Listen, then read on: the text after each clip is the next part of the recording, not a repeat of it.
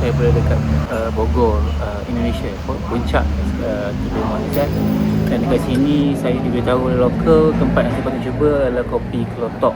Kopi Kelotok ni tadilah kalau tengok video dia tadi, all these places, and kopi Kelotok ni guys, this is the kopi Kelotok.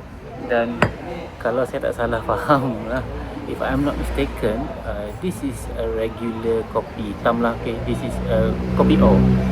Tapi dia macam dia punya serbuk kopi dia yang original tu semua ada lagi. Tak tahu lah kau nampak ke tak ni. So guys, saya datang dah malam, so dia gelap sikit. You see that itu adalah kopinya, dan macam tu lah. Okay, so ni apparently dia punya yalah, coffee shop dia pun nama kopi Kelotok kan.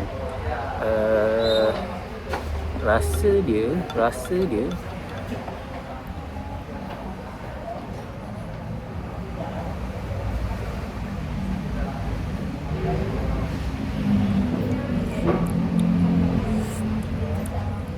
okay, rasa dia macam kopi O, kopi hitam lah, black coffee, style kita punya black coffee.